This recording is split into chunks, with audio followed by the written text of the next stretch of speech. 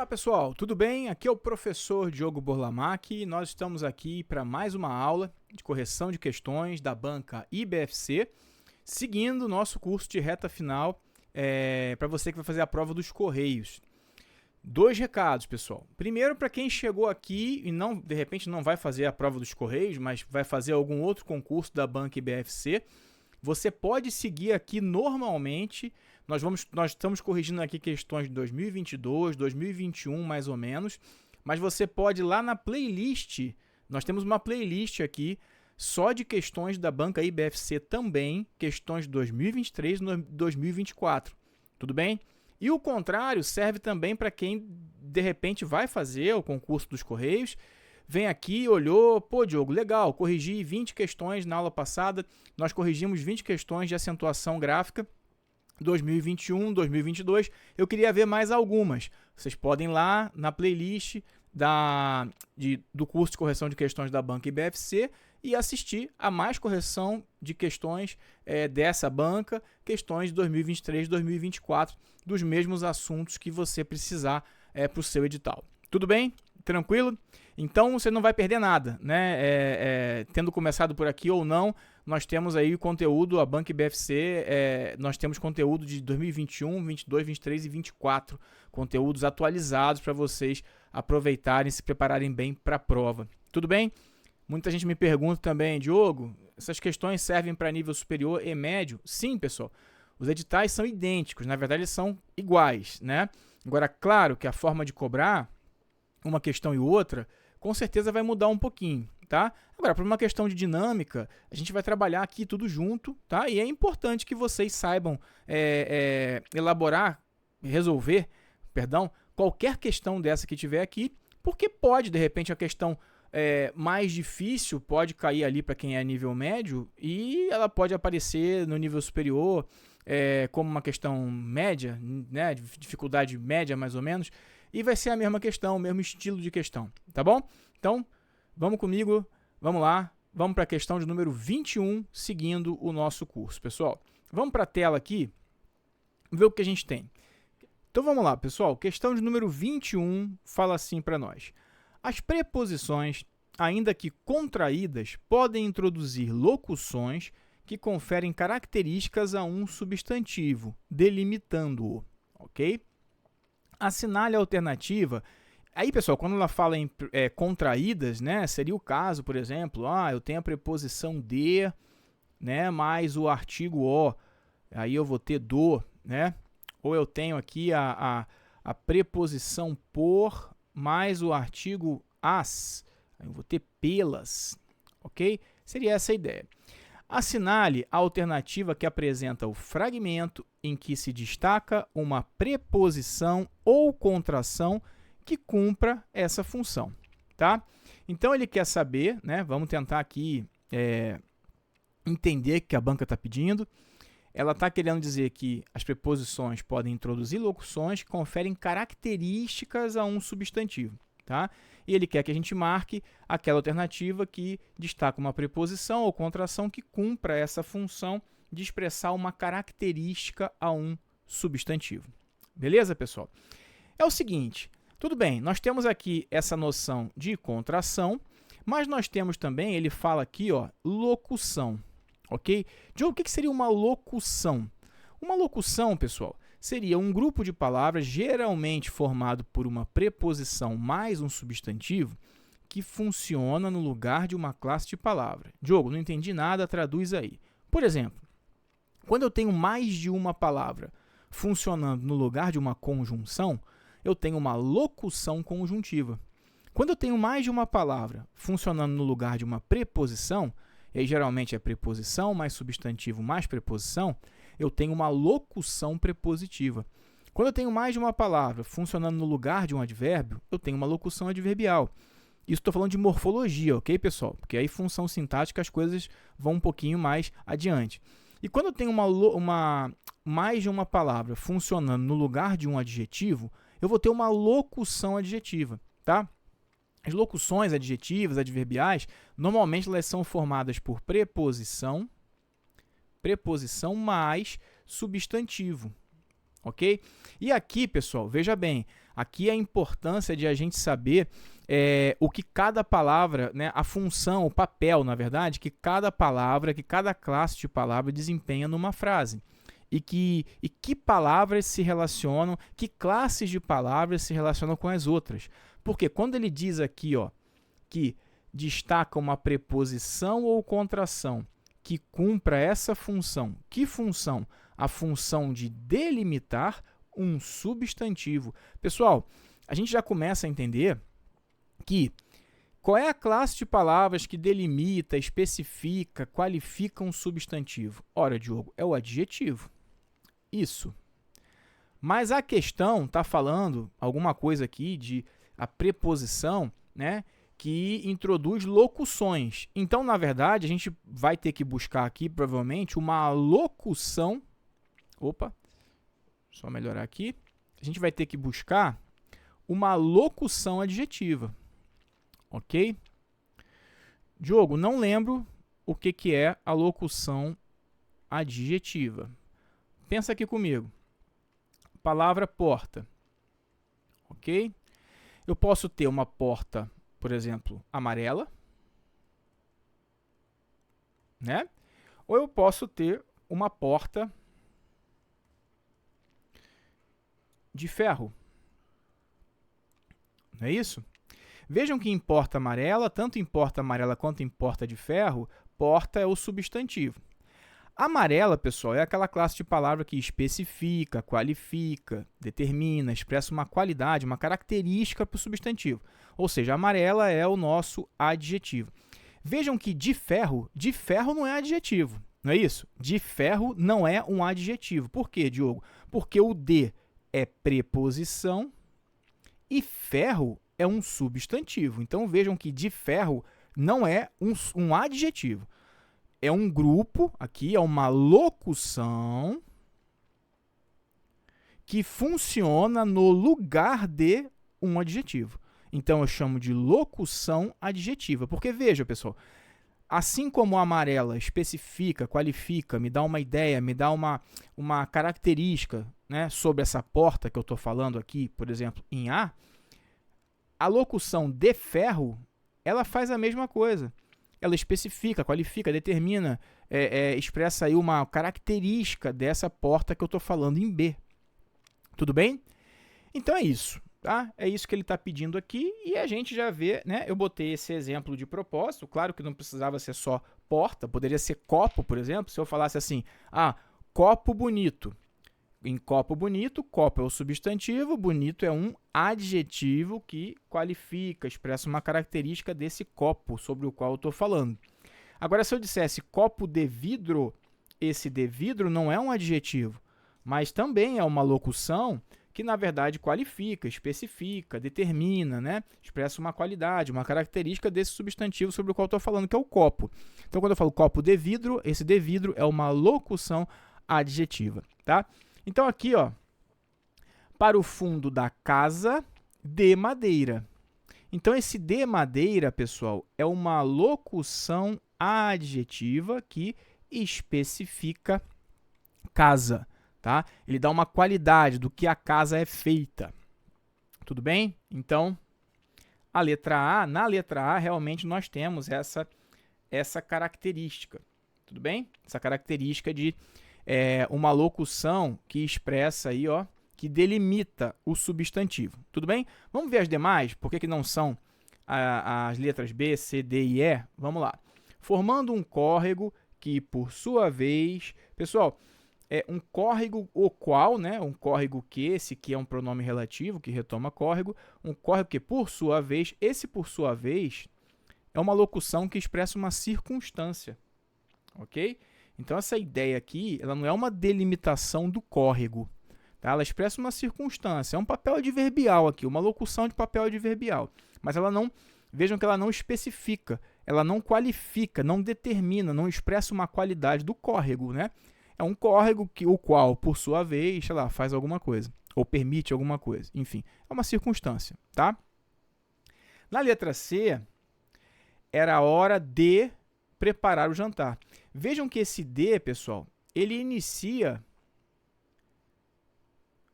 hora de preparar o jantar, ele está aqui iniciando uma... Na verdade, ele está iniciando, não, né? Ele faz parte, né, de uma locução verbal. Ó. Hora, era, hora de preparar o jantar, né? Então, ele está dentro aqui de uma locução verbal.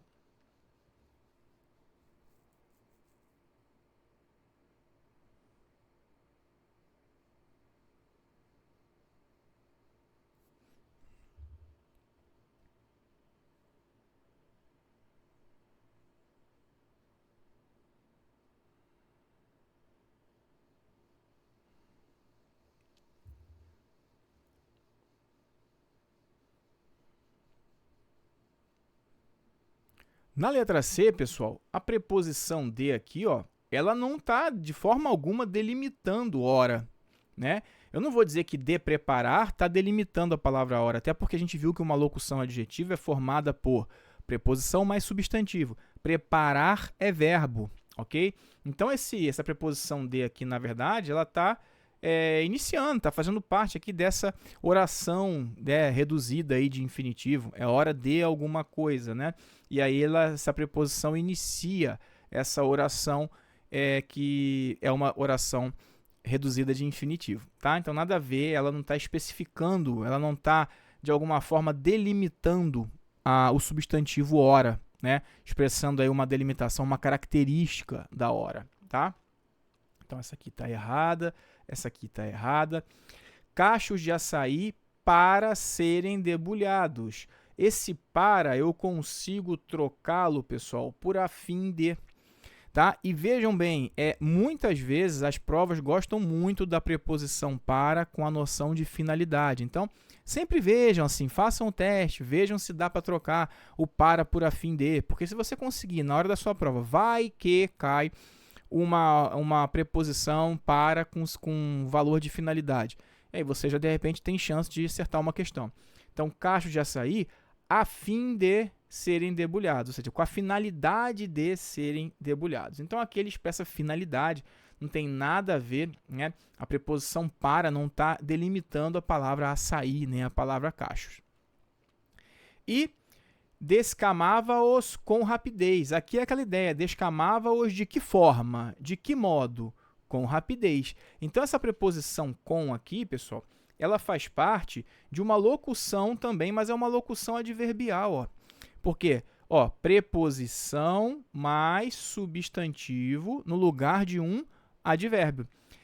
Vejam que, por exemplo, aqui, em alguns casos, né, como a gente estava falando aqui da locução adjetiva, vejam que de madeira, por exemplo, é uma locução adjetiva e eu não tenho um adjetivo correspondente a ela. Mas, às vezes, tem, dependendo da situação, tem. Tá? Então, por exemplo, programas da tarde, programas vespertinos, né? Às vezes tem. E nesse caso aqui, eu poderia dizer, ó, descamava-os rapidamente. Então, rapidamente seria um advérbio de modo, né? De que modo ele descamava-os? Rapidamente. Só que, em vez de usar o advérbio rapidamente, ele utilizou uma locução adverbial, com rapidez, tá? Mas, então, a gente já sabe que advérbio não se relaciona com substantivo. Advérbio se relaciona com verbo, né? Expressa uma circunstância para o verbo, para um adjetivo ou para outro advérbio. Tudo bem, pessoal? Tranquilo? Então, por isso, a resposta é a letra A. Vamos lá para a próxima. Opa! Vamos para a próxima. É a questão de número 22. Diz assim para nós. Ao longo do texto, é recorrente o emprego de verbos flexionados no pretérito imperfeito do modo indicativo. Considerando o contexto, pode-se compreender que esse emprego revela ações que... Pessoal, deixa eu voltar aqui na tela para falar um negócio com vocês. Eu sempre falo questões de verbo, a gente precisa saber na prova algumas coisas. Primeiro, algumas principais correlações entre tempos e modos verbais. Tá? Isso aí às vezes aparece. Na IBFC eu não vi questões sobre isso, mas em concurso é muito recorrente. Nós precisamos saber olhar para o verbo e interpretar, né, que valor, que processo ele está nos mostrando ali. Me dá uma ideia de continuidade, me dá uma ideia de algo que é corriqueiro, me dá uma ideia de algo que aconteceu no passado, está completamente finalizado, então ele tem aspectos, né? E isso é importante que nós saibamos. E é importante que nós conheçamos, pessoal, as desinências modo-temporais. Pelas desinências modo-temporais, nós sabemos em que modo, né, e em que tempo esse verbo está conjugado, que o nome já diz, né? Desinência modo-temporal. Lembrando que no verbo nós vamos ter radical, vamos ter vogal temática, isso não é o assunto para agora, mas nós vamos ter dois tipos de desinências. Vamos ter uma desinência, né, que é uma partezinha que fica ali no verbo, depois do radical, depois da vogal temática. Primeiro vem uma tal de desinência modo-temporal, que é uma partezinha ali do verbo conjugado que vai te indicar em que modo e em que tempo esse verbo está conjugado. Então, vocês precisam saber as principais desinências, ok? E depois da desinência modo-temporal, nós temos a desinência número pessoal, que vai dizer em que número e em que pessoa esse verbo está conjugado. É a primeira pessoa do plural? É a terceira pessoa do singular? Tá? Então, a desinência número pessoal também pode indicar isso aí. Agora, a desinência modo-temporal é muito importante para que vocês matem questões, às vezes, consigam resolver questões rapidamente, tá certo? Beleza? Vamos lá, então. Pessoal, quando ele fala em pretérito imperfeito, vamos lá começar a relembrar algumas, então. Quando ele fala em pretérito imperfeito, tem que saber o seguinte: o pretérito imperfeito vai ter duas desinências modo-temporais. Para os verbos da primeira conjugação, que são aqueles terminados em AR, a desinência modo-temporal é a desinência vá, ok? Então, amar, amava, cantar, cantava. Ah, Diogo, mas aí, beleza, e se forem outras pessoas? Não tem problema nenhum.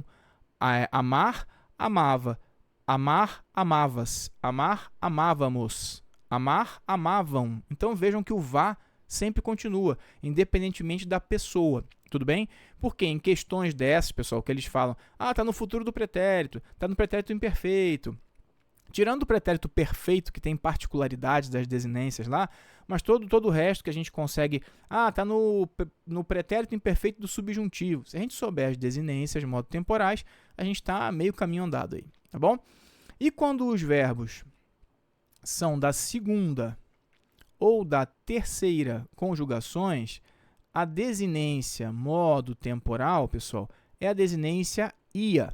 Então, beber, bebia, partir, partia, beber, bebíamos, partir, partíamos, partiam, bebiam, tá? Então, sempre o ia, tá? Então, quando a gente falar, já guarda isso aí. Quando se falar em pretérito imperfeito do modo indicativo, essas aqui são as duas desinências modo-temporais que vocês precisam saber. Tudo bem? Tudo bem. Aqui falando em desinência, mas a questão nem quer isso, tá? A gente vai ver aqui, né, pessoal? Isso aqui está, obviamente, nos verbos regulares, tá? Nós temos verbos irregulares, verbos defectivos. Porque, olha só, a menina lavava a louça no giral, estendido para o fundo da casa. No quintal, havia um lago de águas, né? Transbordava, desaguava, ajudava, guardava, aí tem mais aqui, deixa eu ver, dormiam, né? Aí o era, né? O era, verbo ser é um verbo defectivo, é um verbo super irregular, mas tudo bem, esse aí é o pretérito imperfeito. Dirigia, tá? Então tem aí várias situações, né, realmente do verbo no pretérito imperfeito. Mas a questão, ela quer saber, né, considerando-se o contexto, pode-se compreender que esse emprego revela ações que... Pessoal, quando eu falo em pretérito perfeito,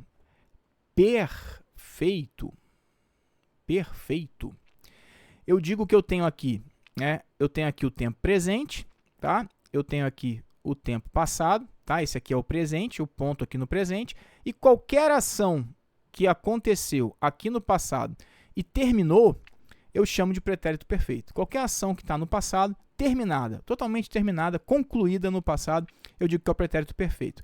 No pretérito imperfeito,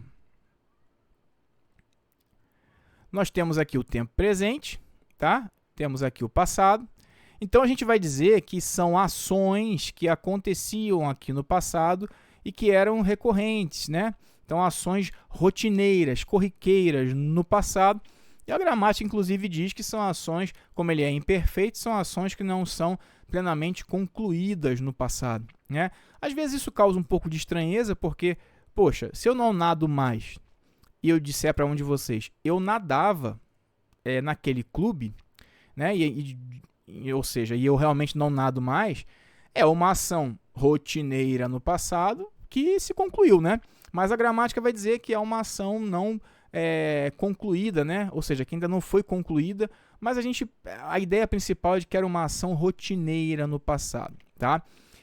Então é isso, o pretérito imperfeito dá essa ideia de rotina, alguma coisa que acontecia com frequência no passado, que é o que a gente tem nas ideias do texto aqui mesmo, tá? Então ele fala, são ações que se limitam a uma ocorrência única, ou seja, como pretérito perfeito? Não.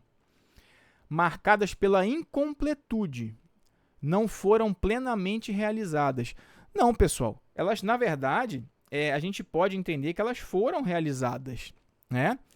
Tudo bem, elas podem marcada pela incompletude, tá, mas elas foram, de alguma forma, você realizou, né? De forma rotineira, elas foram realizadas. Ou seja, a gente tem aí uma ideia de que elas continuam, elas podem continuar, né? Mas elas foram realizadas, tudo bem? Ocorrerão no futuro em diálogo com fatos ocorridos no passado. Isso aqui seria a ideia do futuro do pretérito, que a gente vai ver em outro momento. Se repetem, beleza, sendo apresentadas como rotineiras ou habituais. É isso aí, pessoal, tá? Por isso que eu não gosto muito dessa... Quem sou eu para não gostar, né, pessoal? Mas a gente estuda, né? Faz mestrado na área, enfim, discute muito. Eu discordo um pouquinho dessa ideia de que a ação não foi plenamente concluída no passado, né? Eu prefiro entender que o pretérito imperfeito são ações rotineiras no passado, são habituais, né? Mas não, assim, não vale muito o que eu estou falando, né? Vale o que a gramática diz, tudo bem? Então, na dúvida entre a letra B e a letra D, pessoal, a gente marca aquela que é mais evidente. Eu sempre falo isso para vocês. Questão de múltipla escolha nem sempre é a certa. Às vezes é a mais certa, é a menos incorreta, é a mais completa, é a menos errada, é a menos incompleta, tá? Então, a gente faz esse curso aqui para vocês também aprenderem a fazer prova. Essa que é a ideia. E letra E, remetem a fatos do universo fantástico com caráter fabuloso. Olha, se você marcou a letra E, pessoal, está precisando de muita luz, né? Porque não tem a menor condição. Estou brincando, mas assim, não tem a menor condição, tá? A letra E não faz o menor sentido. Então, a resposta 22, letra D. Maravilha, pessoal? Vamos lá. Seguindo, questão 23. Prova aí, tá vendo? O pessoal às vezes fala, o Diogo, já teve gente que perguntou, Diogo, você só coloca questões fáceis? Não, pessoal, eu misturo questões fáceis, médias, difíceis, de concursos diversos. Tá aí uma questão prova do TJMG, né? Concursos que chamam um monte de gente, concorrência super acirrada. Tá aí a questão. Vamos lá. Em relação ao emprego do pronome demonstrativo em este, então lembrando, pronome demonstrativo, esse, este, esta, aquilo, aquela, aqueles, aquelas, tá? Este princípio é chamado de... Pode-se afirmar que, de acordo com a norma padrão, ou seja, aquela gramática normativa, aí eu botei aqui, pessoal, o trecho do texto, né? Não custa nada a gente dar uma olhada. Definida a competência de um juiz, a qual se determina no momento em que a ação é proposta, permanece ela até o julgamento definitivo da causa. Ponto. Este princípio... Então, vejam que quando a gente fala aqui este princípio, qual é a ideia aqui, pessoal? A ideia é que ele está retomando, né, algo que foi dito, não é isso? Tudo bem, ele vai dizer ainda como o princípio é chamado. Mas este princípio está retomando uma ideia que foi apresentada, já que foi antecipada na frase anterior, no período anterior. Tudo bem? Tranquilo? Então, vamos lá. Ele vai dizer assim... Então, a gente chama, só para a gente lembrar, a gente chama essa retomada, né, essa referência em que você retoma algo que já foi dito no texto, a gente diz que é uma referência anafórica, né? Então, seria aí um caso de um papel anafórico desse pronome demonstrativo. Ao passo que, se esse pronome ainda vai se referir a alguma coisa, a gente fala que ele é catafórico, seria uma referência catafórica, tá? A IBFC não está cobrando esse nome aqui para a gente, mas é importante que você saiba, né? Anafórico retoma alguma coisa e o catafórico ainda vai dizer. Então, por exemplo, preto e amarelo, ponto, essas são as cores que eu mais gosto. E estas são as cores que eu mais gosto, preto e amarelo. Perceberam que eu usei o grupo S, ou seja, esse, né? Esse, esses, essa, essas, ou o próprio isso, tá? Geralmente eles são usados para referência anafórica, tá? Retomam aí uma ideia anterior. E como referência catafórica, geralmente a gente usa o grupo T, que eu brinco assim, né? Grupo S e grupo T, tá? Então, estes, esta, este, isto, tudo bem? Claro que o grupo T ele também pode funcionar como anafórico. Então, lembra daquela situação que a gente aprendeu na escola, em que o T, esse grupo T, né, o este, esta, eles retomam um termo mais próximo e o aquele, aquelas e variações retomam um termo mais distante. Então, por exemplo, o professor de matemática é muito legal, o professor de português não é. Este mora em Cuiabá. Então, este quem é? É o professor de português, que é o que está mais próximo. Aquele mora em Campo Grande. Ou seja, o professor de matemática, que é o que está mais distante. Então, o este também pode funcionar, né? O este e variações também pode funcionar, né? Na referência anafórica. Mas, né? Ele retoma situações mais pontuais. Quando eu tenho assim a retomada de uma ideia, como foi o caso aqui, a retomada de toda essa ideia que foi apresentada no período anterior, geralmente quem cumpre esse papel é esse grupo aqui, pessoal, tá? Então, o ideal é que aqui estivesse assim, ó, esse princípio, tudo bem? Porque está retomando uma ideia que foi apresentada no período anterior. Então, ele fala que, de acordo com a norma padrão, está correto, pois indica uma referência ao próprio texto? Não. Realmente, eu usaria o grupo este numa situação não de referência textual, como eu mostrei aqui, mas numa situação locativa. A gente usaria o este, tá? Mas não é o assunto para agora, a gente deixa para lá, mas não é esse o caso. A referência aqui é textual.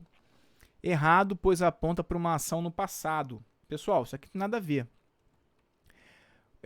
Correto, pois sinaliza proximidade em relação ao leitor. Não.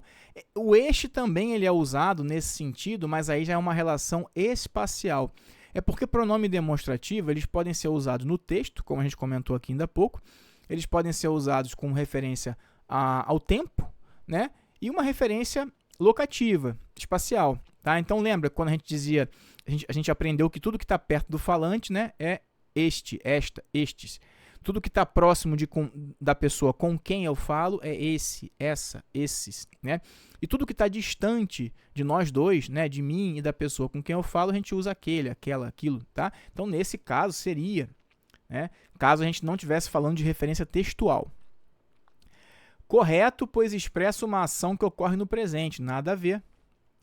E errado, pois se refere a uma informação já mencionada. É isso aí. Então, vejam que a IBFC ela realmente ficou, né? Ela apoia essa visão aqui, ou seja, se é uma informação já mencionada, a gente vai usar que grupo? O grupo esse, essa, esses, essas e isso, ok?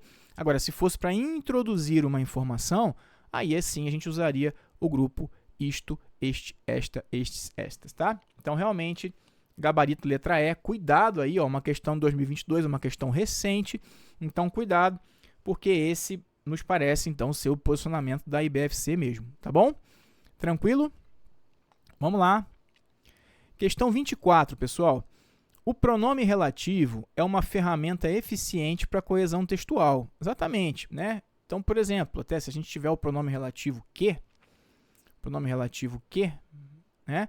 O que ele vai fazer? Ele vai retomar um substantivo antecedente, né, uma palavra de valor substantivo, e vai conectar, né, essa oração 1 que está aqui com essa oração 2 que está aqui, que ele, inclusive, inicia, né? Então, sim, ele é eficiente para a coesão textual. Dentre os fragmentos transcritos abaixo, não se destaca um pronome desse tipo em. Então, pessoal, vejam que em todas as letras a banca está trabalhando com o pronome relativo que, tá?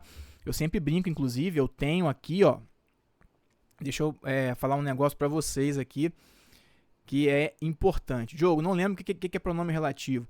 Eu vou deixar um card aqui em cima em que vocês têm acesso a uma aula que eu fiz com 50 exercícios de fixação com as diferenças entre pronome relativo, o que, como pronome relativo e como conjunção integrante.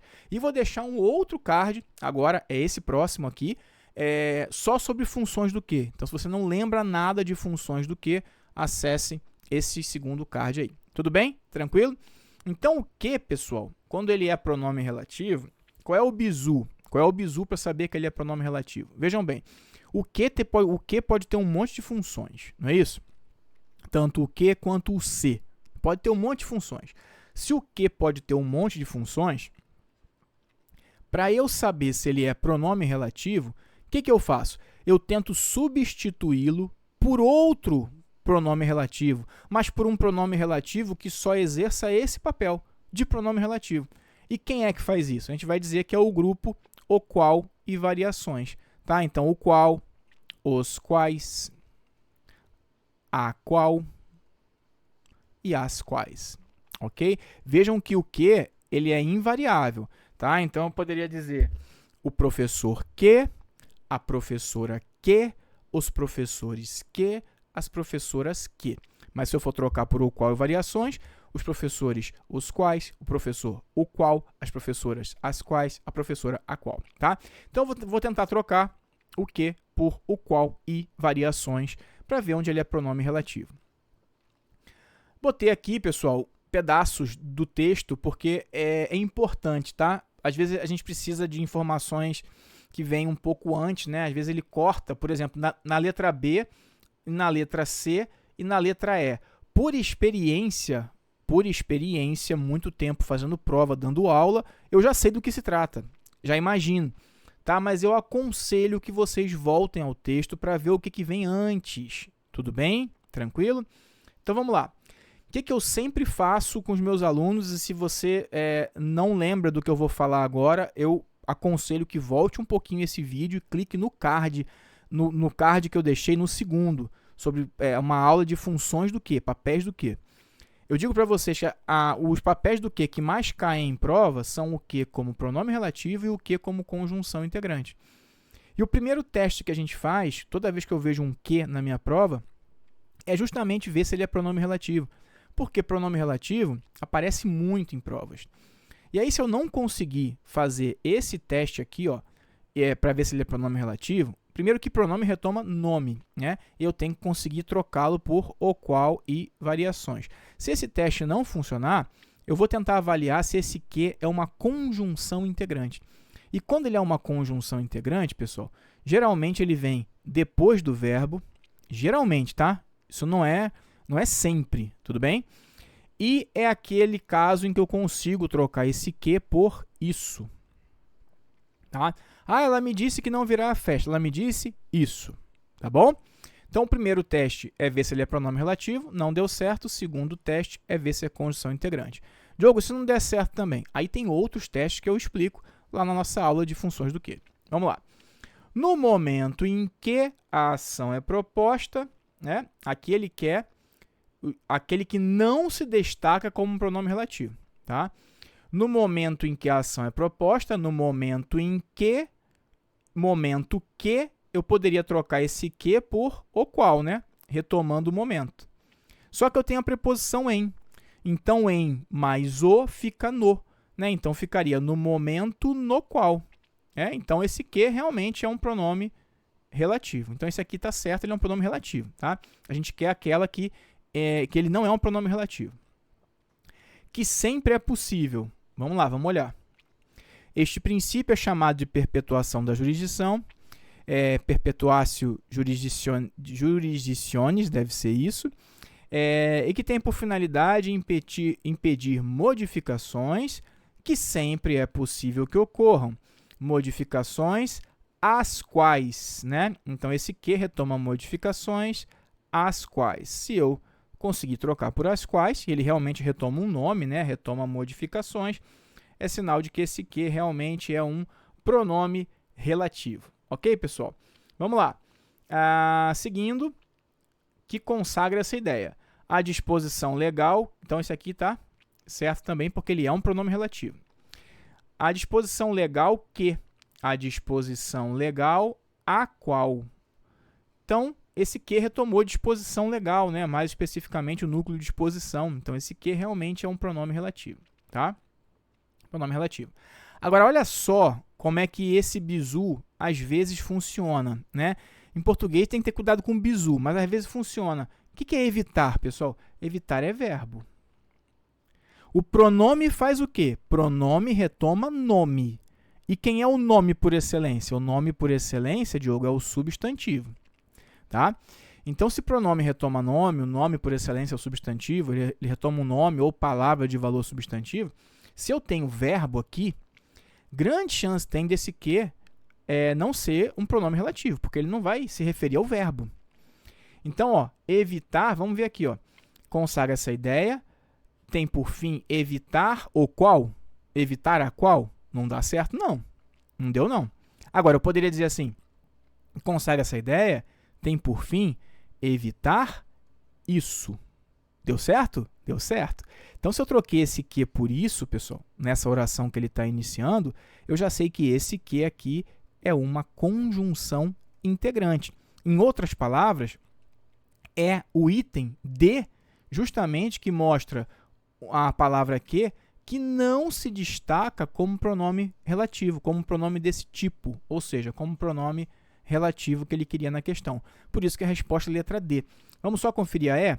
Sendo irrelevantes as alterações do estado de fato ou de direito que ocorrem posteriormente, ou seja, as alterações que, as alterações as quais. Então, esse que retoma alterações, ele é sim um pronome relativo, tá?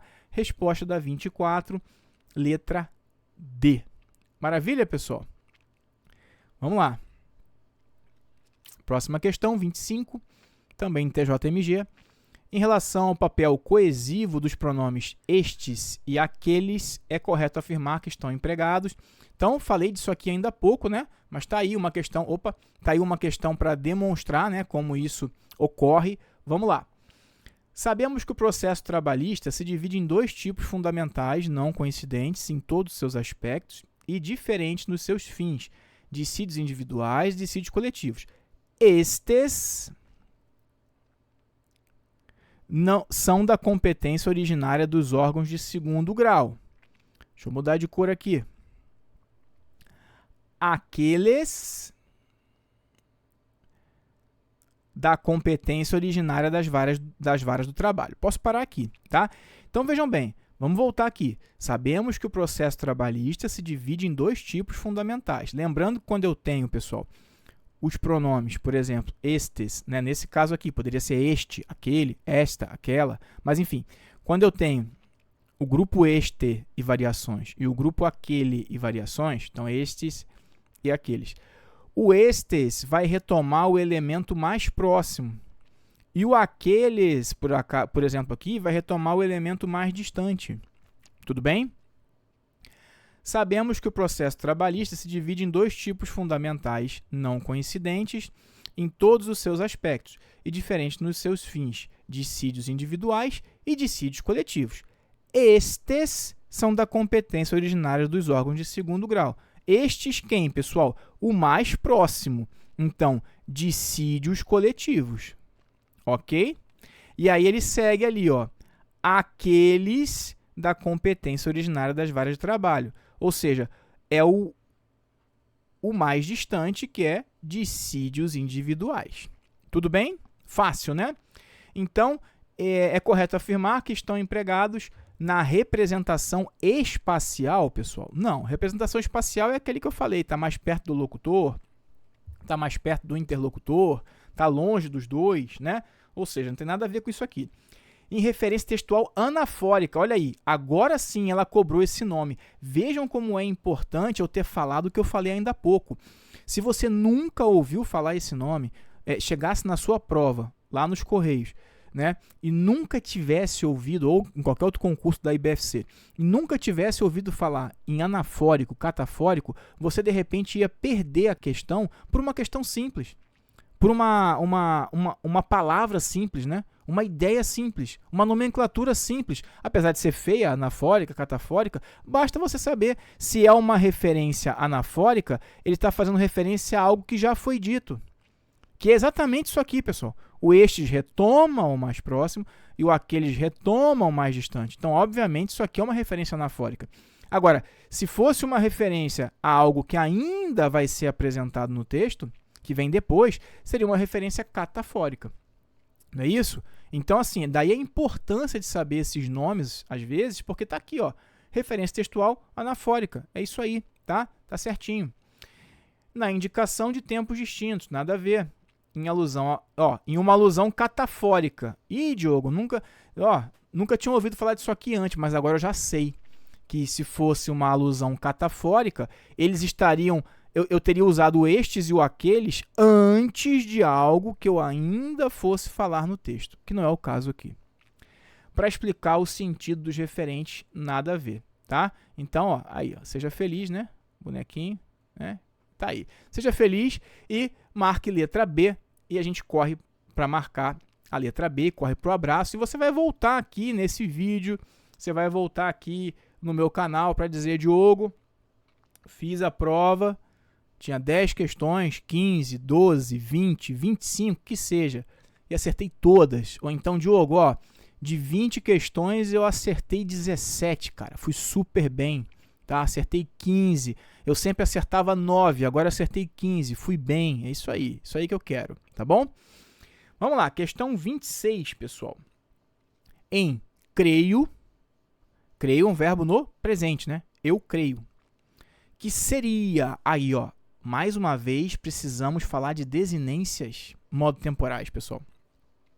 Nós falamos da desinência modo-temporal do pretérito imperfeito. Vamos falar agora da desinência modo-temporal do futuro do pretérito do indicativo. Essa aqui é mais fácil ainda, porque seja verbo da primeira conjugação, da segunda conjugação ou da terceira conjugação, não importa, tá? A desinência modo temporal é a desinência ria. Amar, amaria. Beber, beberia. Partir, partiria. E se fossem outras pessoas? Amaríamos, né? Amariam, partiriam, beberiam, tá? Beberias. Então, é isso aí. Desinência ria. Tá, isso aqui de desinência, né? Mas a questão ela vai falar sobre valor, né? O valor do enunciado. Ainda que pertençam ao modo indicativo e ilustrem tempos distintos, pessoal, o modo indicativo ele é um modo que geralmente indica situações fatuais, tidas como certas, tá? O modo subjuntivo já é aquele modo que indica situações hipotéticas, certo? Duvidosas. Mas o futuro do pretérito, apesar de ser do modo indicativo, ele tem essa ideia muitas vezes, né? Em algumas vezes, em outras não, mas ele tem essa ideia às vezes de nos transmitir algo ali com nuances de possibilidade, né? Por exemplo, se eu falasse, hipotética, se não estivesse chovendo, eu iria à praia. É uma hipótese, é uma possibilidade, tudo bem? Então ele diz assim, ainda que pertençam ao modo indicativo e ilustrem tempos distintos, isso, presente e futuro do pretérito, semanticamente, os verbos destacados conferem ao enunciado um valor de... Pessoal, veja bem, olha que interessante. O seria capaz, eu já falei que o futuro do pretérito tem muito esse caráter de, poxa, possibilidade, hipótese. E veja que, apesar do verbo crer estar conjugado no presente, veja que pelo sentido do verbo crer, ele já me dá uma ideia de quê, pessoal? De incerteza, né? Porque se você falar assim, olha, fulano, O Zezinho já chegou, você fala, creio que não, não sei, eu creio que pode ter chegado. Creio que pode ter chegado. Você usa o verbo crer nesse sentido, né, como uma possibilidade, uma incerteza mesmo, tá? Diferente de você falar assim, olha, eu creio em Deus, né? Aqui não. Mas quando você fala, olha, eu creio que o fulano tenha chegado já, já nos transmite uma ideia de incerteza, tá? Ainda mais acompanhado de um verbo, né, no futuro do pretérito, tá? Que já nos dá essa nuance aí de possibilidade, de incerteza. Então, a 26, nós ficamos também com a letra B, tá? Estudem desinências modo temporais. É bem possível que caia uma questão de verbos na prova de vocês e vocês precisam saber isso aí, porque vai ajudar muito a resolver as questões, tá bom? 27, pessoal.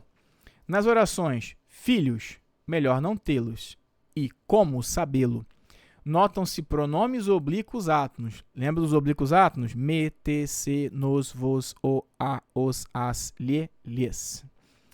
Que apresentam semelhanças e distinções entre si. Quanto a eles, é correto afirmar que... Então tá aqui, pessoal. Filhos, melhor não tê-los. Vejam que esse pronome oblíquo átono os aqui, né? Diogo, antes, por que tem aquele L ali? Porque lembra, quando a gente tem um verbo terminado em R, S ou Z, que seria esse caso aqui, ter mais os, verbos terminados em R, S ou Z, e eu preciso colocar o oblíquo átono em posição proclítica, sendo o oblíquo átono o, a, os, as, o que eu faço? Eu corto o R, eu corto esse R, S ou Z, que no caso aqui eu vou cortar o R, tudo bem? Eu corto ele, acentuo se precisar, e aqui precisa porque vai ser um monossílabo tônico terminado em E, acrescento o hífen e um L para uma questão de eufonia, de bom som, tá? Então, los. Então, esse los nada mais é do que o os, tá? Então, filhos, melhor não tê-los. Então, esse os aqui retoma quem, pessoal? Filhos, né? Filhos, melhor não ter filhos. Pronome serve justamente para isso, para evitar repetição de palavras. Os pronomes servem para ou acompanhar os substantivos ou para substituir os substantivos. Ou sintagmas nominais. Tudo bem? Então, nesse caso, ele está substituindo, né? Para evitar repetição. E vamos lá. Aliás, o mesmo poeta corrige antiteticamente o pessimismo daquele verso, quando pergunta, mas se não os temos, como sabê-lo? Né? Ou seja, se não os temos... Aqui também deveria ter um acento, né? Se não os temos, como sabê-lo? Vejam que esse o aqui, pessoal, ele não está retomando uma palavra especificamente, né? Na verdade, esse o aqui, ele se aproxima muito de um pronome demonstrativo, né? Assim, a ideia, né, é que seria essa ideia assim, olha, mas se nós não temos os filhos, como a gente saber isso, né? Então, esse o, na verdade, ele não está retomando uma palavra especificamente, está retomando uma ideia, né, que foi dita anteriormente, tá certo? Então, vamos lá, vamos ver o que tem de melhor para a gente marcar aqui. E aí ele fala, né, o primeiro está enclítico. Isso aí, lembra que o pronome enclítico é aquele que vem depois do verbo. Tem o verbo e depois o pronome oblíquo átono, está em ênclise. Os dois estão enclíticos, tá?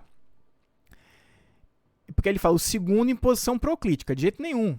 Os dois estão em ênclise aqui, ó, depois do verbo, depois do verbo. Próclise seria o pronome oblíquo átono, né, e depois o verbo.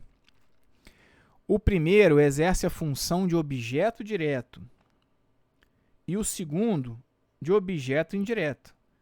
Pessoal, eu vi gente falando que isso aqui estava certo. Não está, não. Tá? O assunto para agora nem é sintaxe. Mas veja bem, ter, quem tem o quê? Transitivo direto. Ter filhos. Filhos seria meu objeto direto. Nesse caso, o filhos não está tá sendo representado pelo pronome oblíquo átono os, que no caso é o objeto direto. Tá? Então, o primeiro exerce a função de objeto direto. Beleza. O segundo, de objeto indireto. Pessoal, ali está saber o quê? Isso. Seria essa a ideia. saber o quê? Né? Essa coisa que ele falou antes, essa informação que ele deu antes. Então, saber o, né? Que seria essa ideia aqui. Então, saber algo. Objeto direto também, tá? Ah, Diogo, mas o verbo saber em algumas situações não pode ser saber de alguma coisa? Sim, mas aqui nesse caso ele não foi empregado como saber de alguma coisa. É saber isso, tá? Então, ambos são objetos diretos, tem nada a ver com objeto indireto, tudo bem? O primeiro, olha só como é que isso aqui despenca em provas da IBFC, pessoal. Daí a importância de fazer questões. O primeiro faz uma referência anafórica. Faz sim, né? Anafórica, porque ele retoma algo que foi dito anteriormente. Ó, se cair anafórico na sua prova, deixa eu até fazer falar um negócio com vocês aqui. Se cair esse nome na sua prova, muita gente não sabe. Você vai ficar olhando para a prova, vai começar a sorrir, porque você vai lembrar da aula, vai pensar, putz, cara, o Diogo falou disso, cara. Eu já sei o que é anafórico e realmente, nesse caso, ele faz uma referência anafórica. E aí, nessa hora, você olha para o lado, tá o seu concorrente ali tenso, né? Que não, às vezes não sabe o que é anafórico, e você fala, putz, né, me dei bem aqui. É isso aí, tá? Então, já sabem o que é anafórico, catafórico, tá? Sossegado. Vamos lá. Voltando aqui. Realmente ele é anafórico, tá? Ele retoma filhos. E aí fala assim, ó. E o segundo, catafórica. Não, o segundo também é anafórico, pessoal. Tá? Por quê? Vamos ver a letra D, que já é a resposta, ó. O primeiro tem um substantivo como referente. Isso aí. Ele tem o substantivo filhos como referente, faz uma retomada, faz uma referência anafórica. E o segundo indica uma ideia ou oração. Realmente, ele retoma, olha, mas se não temos os filhos, né? Como saber? Isso, como saber se é bom ou se não é? Seria essa a ideia. Então, retoma uma ideia ou uma oração. Retoma, na verdade, isso aqui, ó. Filhos, melhor tê-los, né? Então, é isso aí, né? Mas, ou seja, se não os temos, como sabê-lo, né? Como sabê-lo se é melhor termos ou é melhor não tê-los, tá? Então, essa seria a ideia. Então, quando ele fala, vejam que esse sabê-lo, esse o retoma uma ideia. E não tem aqui um caráter catafórico. Porque catafórico, o que ele faria, pessoal? Ele ainda abriria, né, para uma ideia que seria explicada, seria descrita mais à frente. Tá bom? Tá ficando fácil, né, pessoal? Deixa eu apagar aqui. A gente passa para a questão 28. Vamos lá. Ao analisar no título do texto o emprego do verbo flexionado no presente do indicativo, presente, pessoal. Eu danço, tu dança, ele dança, nós dançamos, vós dançais, eles dançam. Percebe que ele confere ao enunciado. Então, tá aqui, ó. Esse aqui é o título do texto. Tocar instrumento musical na infância deixa a mente mais afiada na velhice. Tocar é um verbo que está no infinitivo, então não é esse verbo aqui. Lembra? Formas nominais do verbo. Infinitivo, particípio e gerúndio. Infinitivo é o nome do verbo. Dançar, beber, partir. Gerúndio, terminado em NDO. Dançando, partindo, bebendo. Né? E o particípio, geralmente, os regulares terminados em ado e ido. Bebido, dançado, partido. Né? Mas temos também terminado em TO, visto. Tá? Então, tem outras situações aí. Então, tocar é um verbo que está no infinitivo. O verbo que está no presente é esse aqui, ó. Deixa. Como se fosse isso deixa. Né? Ou seja, tocar um instrumento musical na infância, ou seja, isso deixa. Tá? Só que veja assim, pessoal. O presente, ele não se refere só a algo que eu estou fazendo no momento presente. Vocês precisam saber disso aí para a prova. Tá? O presente, muitas vezes, por exemplo, você pode ter uma ideia. Deixa eu voltar aqui. Só tirar aqui para voltar para conversar com vocês. Se você me liga agora e eu atendo o telefone, você fala, Diogo, onde você está? Eu falo assim, estou em casa. Ou seja, eu estou usando o verbo, né, para indicar justamente o momento presente. Algo que está acontecendo nesse momento, eu estou aqui. Tá? Agora, se eu falo assim, a Terra gira em torno do Sol, ou se você fala assim, eu estudo para concursos, você não está querendo dizer que você está estudando agora, né? Essa ideia aqui é uma ideia de que passa uma ideia de algo habitual, né? Ou seja, algo que acontece habitualmente.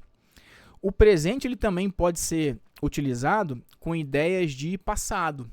Quando você quando você pega ações ou situações do passado e traz para o presente para deixar esse passado mais ali com mais vivacidade, né? Então, por exemplo, a gente chama de presente histórico.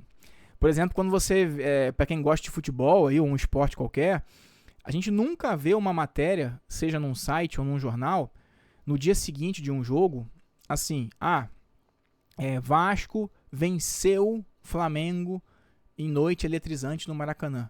Nunca está no passado, pessoal. Sempre vai estar assim, Vasco vence Flamengo numa noite eletrizante no Maracanã.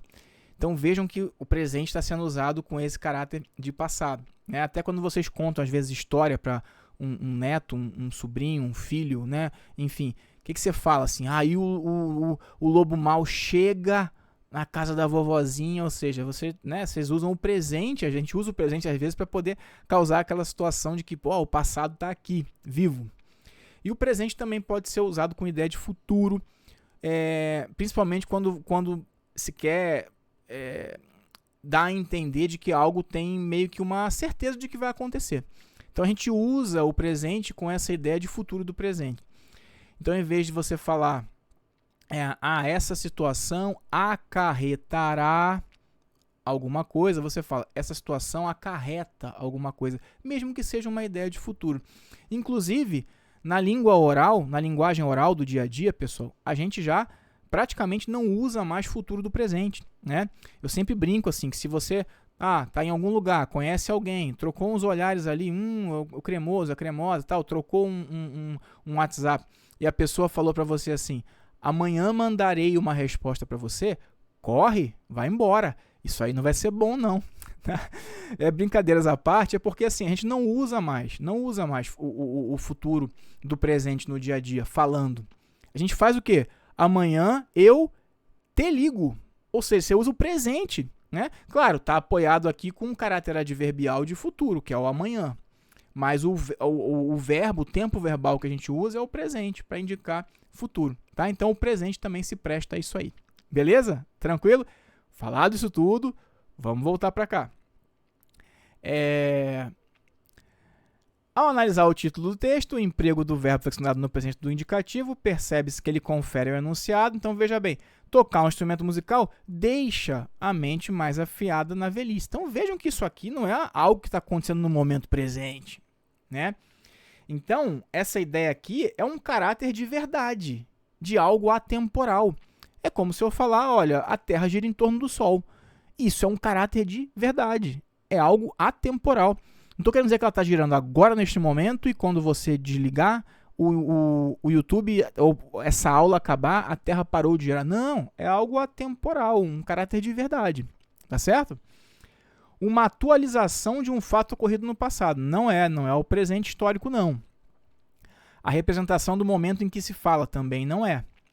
Vejam que muita gente, que às vezes não está há muito tempo sem estudar, e não sabe disso aqui, vai cair na letra C, porque é a que tem mais lógica se a pessoa não sabe desses outros empregos do presente. Se a pessoa não lembra desses outros empregos do presente, vai olhar e falar assim, o presente realmente é do momento em que eu falo, né? E tende a marcar a letra C. Uma suavização do valor imperativo, nada a ver. E a atenuação da noção de tempo, também não. Beleza? Letra A, resposta da questão 28. E daqui a gente vai para 29. Vamos lá, ver o que tem na 29. 29. Considere a passagem. Acendi um cigarro. Pretérito perfeito. Vejam que é uma ação concluída no passado. E não tomei nenhuma dessa atitude. Também pretérito perfeito. Ou seja, o cara ou a moça já acendeu o cigarro. O cara ou a moça já tomou. Não tomou nenhuma atitude, tá? Então, está concluída aqui no passado. Para responder a questão seguinte, o emprego do pronome demonstrativo presente em dessas atitudes é justificado pelo seguinte papel coesivo. Então vamos lá. Eu deveria cantar, rolar de rir ou chorar, eu deveria, mas tinha desaprendido essas coisas. Talvez então pudesse acender uma vela, correr até a igreja da Consolação, rezar um Pai Nosso, uma Ave Maria, uma Glória ao Pai, tudo que eu lembrava. Depois enfiar algum trocado, se tivesse, e nos últimos meses nunca na caixa de metal para as almas do purgatório. Agradecer, pedir luz, como nos tempos em que eu tinha fé. Bons tempos aqueles, pensei. Acendi um cigarro e não tomei nenhuma dessas atitudes. Que atitudes, pessoal? Acender uma vela, correr até a igreja, rezar um Pai Nosso, rezar uma Ave Maria, rezar uma Glória ao Pai, né? Então, assim, enfiar um trocado numa caixa de metal. Então, ele não fez, né? Essa pessoa, o autor ou a autora, não fez, não tomou nenhuma dessas atitudes, tá? Vamos lá. Então, qual é o papel coesivo? Proximidade espacial em relação ao interlocutor. Nada a ver. Referência a elementos já apresentados no texto. Correto. Maravilha. Facinho. Referência antecipada a elementos pouco específicos. Não. Proximidade de tempo entre a enunciação e referência. Nada a ver, tá? Letra B, corretíssima. Vejam, pessoal, que às vezes, né, a gente resolve, se tem dúvida, resolve com uma linha do tempo aqui, ó, né? Você pode colocar assim, ó, vela, né? Você acendeu uma vela, você pode colocar reza, né? A reza, né? No substantivo. Você pode colocar aqui depósito, né? Depositar um dinheiro, que fala ali na caixa de metal, o depósito. E aqui nesse momento, ó, não fez, né? Não fez. Tudo bem? Então, ou seja, quer dizer que você não fez nada disso aqui e você está fazendo referência a elementos já apresentados no texto. Maravilha? Vamos lá, então. Questão 30. Considere a passagem. De novo, acendi um cigarro, não tomei nenhuma dessas atitudes. Para responder a questão seguinte, entendendo que o valor de um conectivo deve ser apreendido com base no contexto em que se encontra, a conjunção e... Então, eu sempre falo, é importante que vocês gravem os principais valores das conjunções. É importante sim, tem que saber as principais. A principal subordinada concessiva, as principais, né? As principais coordenativas adversativas que despencam em prova. Então, tem que saber. Mas tem sempre também, pessoal, que interpretar o sentido, tá, de um período ali, o composto, né, nesse caso, que vocês estão analisando. Porque existem conjunções que são polissêmicas, que têm mais de um sentido. É o caso da conjunção e. Muita gente pensa que o e é somente aditivo. Então, por exemplo, se eu falasse assim, eu fui ao mercado. Eu fui ao mercado, comprei arroz e fui ao mercado, comprei arroz e sei lá, entrei no carro. Vou botar aqui embaixo.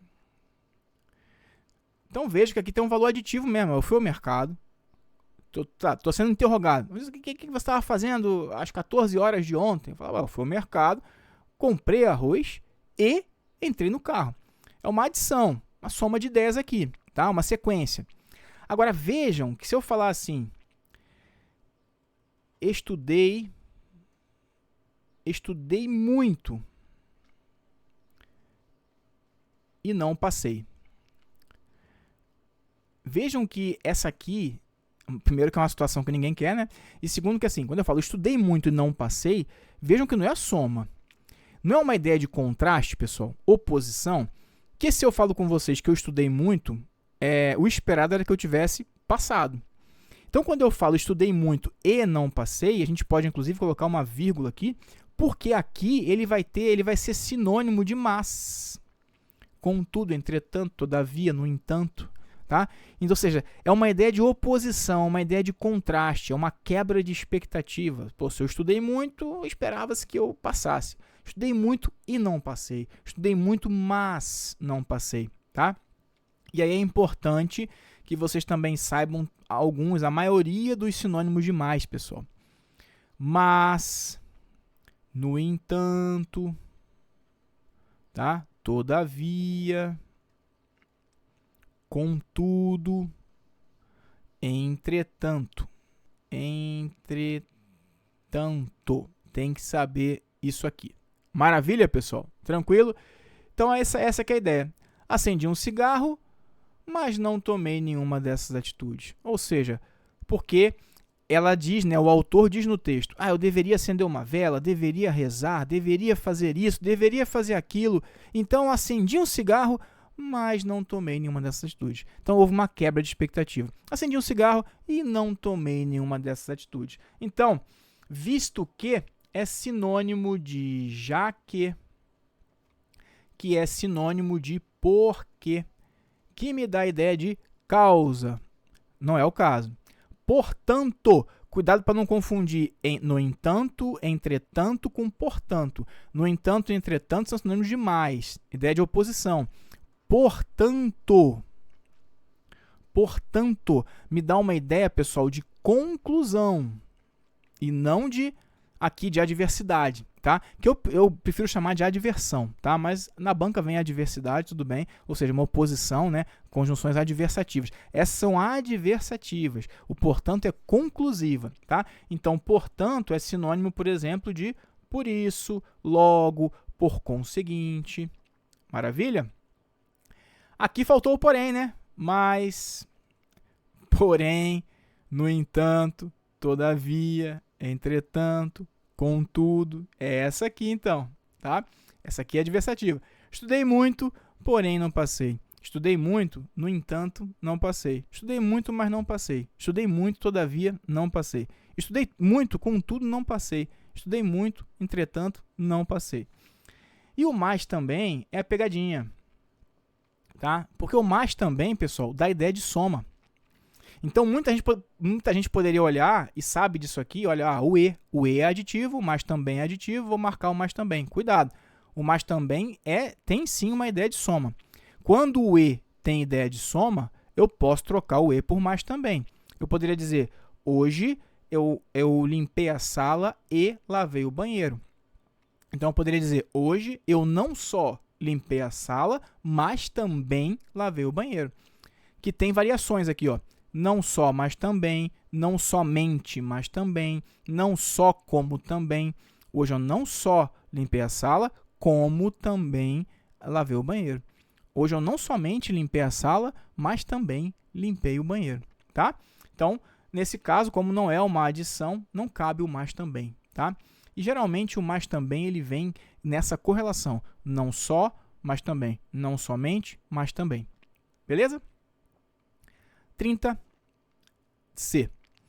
Pessoal, diferente de outras aulas que eu faço, né, que eu costumo ir a 10, na outra eu fui a 20, essa aqui eu vou corrigir 15 questões, tá bom? Então vamos lá, questão de número 31. Sem juiz nem plateia, sem close nem zoom, nota-se uma construção paralelística em que reforça a ideia de falta, ou seja, está sem alguma coisa, está sem juiz, está sem close, é a ideia de falta, né? E outra coisa, e reforça, está sem juiz nem plateia. Esse nem, pessoal, é uma conjunção coordenativa que equivale a e não. Então vejam que é um caráter de soma, né, e negação ao mesmo tempo.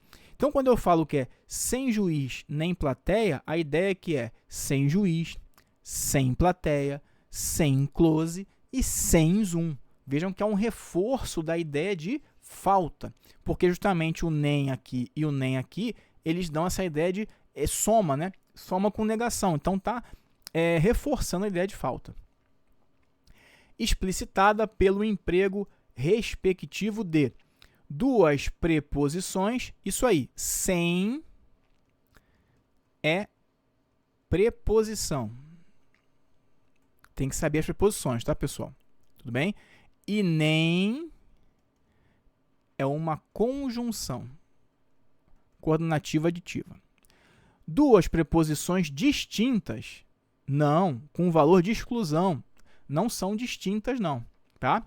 E outra coisa, na verdade, se a gente pensar aqui, essa questão ela poderia ser um pouquinho melhor elaborada aqui, né? Mais bem elaborada, melhor dizendo, mais bem elaborada aqui no comando, né?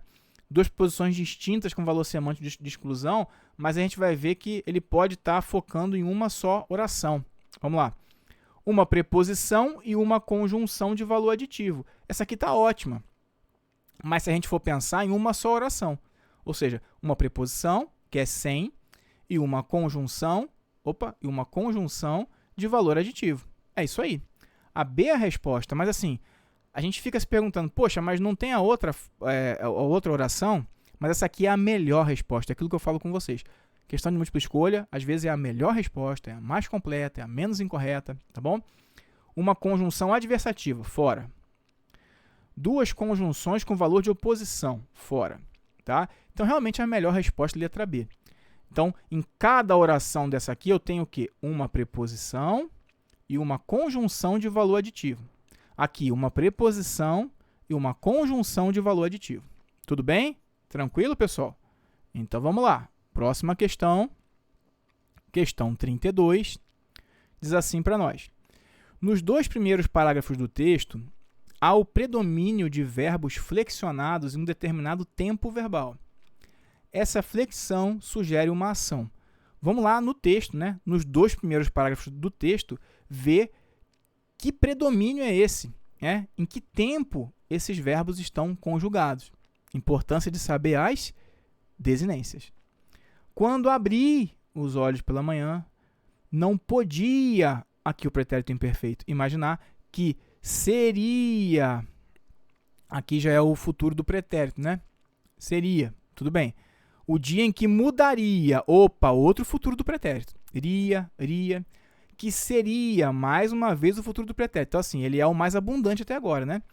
O dia em que conheceria o homem que me fez, aqui é pretérito perfeito, cometer um crime. O dia em que eu me enxergaria, futuro do pretérito, no espelho pela última vez. O dia que eu descobriria que estava grávida.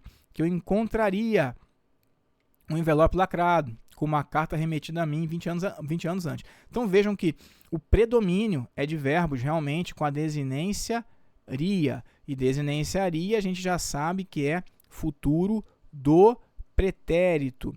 E o futuro do pretérito a gente viu ali, pessoal, antes, né? A gente viu que o futuro do pretérito ele pode nos remeter a uma ideia de possibilidade, de hipótese, não é isso?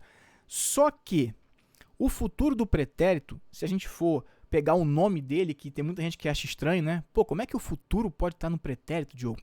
Na minha playlist lá de correção de questões da IBFC, eu já expliquei isso aqui. Mas eu vou explicar de novo para você que está aqui nesse vídeo, né? E não vai parar agora para ir lá. Por que chama futuro do pretérito, pessoal? Ó, isso aqui, vamos traçar essa linha. Deixa eu botar uma linha reta aqui. Eu vou ensinar para você isso aqui agora e você vai entender de vez por que existe um futuro do pretérito. Eu tenho quase certeza que nunca ninguém explicou isso aqui para você, tá? Então, esse aqui é o momento presente. Agora, vamos supor, não sei, que agora sejam 15 horas, tá? De um dia X. Tudo bem, um dia X. São 15 horas, tá? Aqui, vamos supor que, né, 11 horas desse mesmo dia. E aqui, vamos botar 8 horas do mesmo dia. Tudo bem? Então, isso aqui está no mesmo dia. Esse aqui é o dia X de 2024. Tudo bem. Às 15 horas, pessoal, vamos supor que eu esteja conversando com um de vocês. Agora, nesse momento, tá? E eu estou contando, fazendo uma fofoca. Eu vou falar assim, olha, às 8 horas da manhã, hoje, passou um carro aqui vendendo pão. E esse carro, pô, passou aqui com um som super alto no megafone aqui, tocando música, a carreta furacão, e dizia o tempo todo que ele dizia, né, lá atrás que ia passar mais tarde, distribuindo pão francês para todo mundo. Então vejam, eu estou contando para vocês uma situação em que às 8 horas desse dia passou um carro que estava anunciando que daqui a pouco a gente vai passar aqui distribuindo pão francês para todo mundo. Eu adoro pão francês, obviamente eu iria lá para a porta de casa. Então vejam, estou contando para vocês às 15 horas, que às 8 horas da manhã passou um carro na minha rua, tá? E ele anunciou às 8 horas da manhã que em algum momento ele ia voltar distribuindo pão. Tá? E vamos supor que às 11 horas esse carro realmente tenha passado lá distribuindo pão, beleza. Tá? Então eu contei isso para vocês. Vejam bem, 8 horas está no passado e 11 horas também está no passado. Mas, pessoal, nas duas relações, nos dois pontos do passado aqui, quem está mais no passado? 8 horas. E quem está mais no futuro? 11 horas. Então, o futuro do pretérito, pessoal, é exatamente isso. É qualquer relação que eu possa fazer a um futuro, a um futuro aqui em relação, ele é passado, tá? Mas ele é futuro em relação a outra situação do passado. Mas vejam que ele é um futuro do pretérito. Por quê? Porque ele está no passado em relação agora, 15 horas. Tudo bem? Então, voltando, reformulando a frase, como é que eu usaria o futuro do pretérito para ele encaixar nesse sentido, nessa historinha que eu contei para vocês? E quem dera seja verdade, daqui a pouco passe aqui um carro do pão francês. Olha, eu vou reformular a frase. Aí vai fazer todo sentido. Eu falo assim, fulano, hoje você não acredita. Passou às 8 horas da manhã, passou um carro aqui na porta, aos gritos aqui, tocando música, e o locutor ali, a pessoa que estava no megafone, falou que entregaria pães franceses de graça para todo mundo. Então vejam, pessoal, que quando eu faço a referência ao passado e digo que nesse ponto aqui alguém falou que ia fazer alguma coisa depois, eu uso o futuro do pretérito. Então eu estou contando para você que às 8 horas passou um carro na minha porta dizendo que voltaria e que entregaria pães franceses para todo mundo e que faria a alegria de todo mundo. Então vejam, eu usei vários futuros do pretérito aqui para ficar bem claro para vocês por que a gente chama futuro do pretérito. Eu espero que isso nunca mais seja um problema para vocês. E se alguém já tinha mostrado isso para vocês com esqueminha, se vocês já tinham conseguido entender por que tem um bendito tempo verbal que se chama futuro do pretérito, diz aí para mim. E se não também, se nunca ninguém tinha te mostrado, diz aí, Diogo, aprendi pela primeira vez. Não, nunca ninguém tinha me mostrado isso, tá? Vai ser um prazer saber que eu ajudei de alguma maneira. Então vejam bem, que é esse caso aqui, Quando ela fala, quando eu abri os olhos pela manhã, então vejam que isso aqui está no passado. A pessoa abriu os olhos pela manhã, então vejam bem, vamos supor que aqui fosse 6 horas, ela acordou 6 horas, então ela abriu os olhos pela manhã e ela não podia imaginar que aquele dia seria o dia que mudaria a minha vida. Obviamente, se ela abriu os olhos às 6 horas da manhã e está pensando que ela não imaginaria que aquele dia seria o dia que mudaria a vida dela, obviamente é de 6 horas para frente. Ou seja, senão ela já teria acordado pensando, nossa, eu abri os olhos e imaginei que ontem foi o dia que mudou a minha vida. Não é isso. Ela abriu os olhos naquele dia e não podia imaginar que aquele dia seria o dia que mudaria a vida dela. Ou seja, foi às 7, foi às 8, foi às 9, foi às 20 horas, às 21, não sei, mas foi depois das 6. Então é o futuro do pretérito. Beleza? Sugere uma ação futura que se relaciona a um fato no passado. É isso aí. Contei essa historinha toda, obviamente, se você tivesse segurança, você poderia pensar, Diogo, futuro do pretérito, obviamente é uma ideia futura que se relaciona com um fato do passado. Não é bem assim. Se a ideia for essa, beleza, porque realmente, pessoal, o futuro do pretérito, um dos usos dele é expressar uma ação futura que se relaciona com o fato do passado. Beleza. Mas a gente já viu situações em que o futuro do pretérito, ele indica o quê?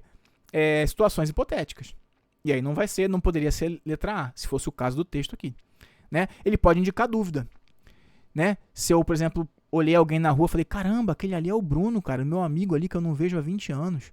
Rapaz, teria o Bruno já uns 40 anos? Então, assim, pode indicar dúvida. Tudo bem? Você pode, inclusive, indicar polidez numa frase. Porque, veja bem, se você fala para alguém assim, olha, eu gostaria que você me trouxesse um copo de água, por gentileza. Vejam que eu estou indicando polidez. Por meio de quem? Por meio do futuro do pretérito. Então, vejam, cuidado, tá? Porque, obviamente, o futuro do pretérito, ele pode, uma das indicações dele é essa aqui. É uma ação futura que se relaciona com um fato passado. Mas aqui no texto poderia ser outro emprego desses qualquer, tá? Mas, sabendo disso aqui, né, a gente já entende por que tem um tal de futuro do pretérito. Depois eu vou mostrar por que tem um tal de pretérito mais que perfeito. Vocês também vão aprender isso de uma vez por todas, tá bom? Passada anterior a outra também passada. Esse aqui seria o futuro, o pretérito mais que perfeito. Futura que não foi efetivamente realizada. Aqui é o futuro do presente. Passada e interrompida por fatos presentes. Aqui, né, seria um pretérito perfeito. E presente projetando um futuro distante. Ou aqui seria um futuro do subjuntivo, talvez. Tá? Então tá aí 32, letra A. Vamos lá, questão 33. Mas o quase era atroz. O vocábulo destacado tem seu sentido realçado pelas aspas, mas também em função de, no contexto em que se encontra, assumir caráter. Pessoal, a gente sempre aprende que quando a gente coloca o artigo o na frente de qualquer palavra ou de qualquer frase, ele substantiva, ele tem o papel de substantivar essa palavra ou frase que vem posposta a ele. Não é só o "o", eu sempre digo, é qualquer determinante. Pode ser o artigo definido, pode ser um artigo indefinido, pode ser, por exemplo, um pronome demonstrativo, pode ser um pronome possessivo, tá? Então, pode ser um numeral, pode ser qualquer determinante. Então, o quase, um quase, por exemplo, este quase, meu quase. É a mesma coisa do porquê. O porquê. A gente sempre aprende que quando tem o porquê, o na frente do porquê, o porquê é substantivo. Isso, mas pode ser qualquer determinante. O porquê, um porquê, este porquê, os meus porquês, alguns porquês, pode ser pronome indefinido também, tá? Então, qualquer determinante substantivo, uma palavra que vem na sequência. Por exemplo, cantar é um verbo, tá no infinitivo. Mas se eu falar, eu aprecio o cantar dos pássaros.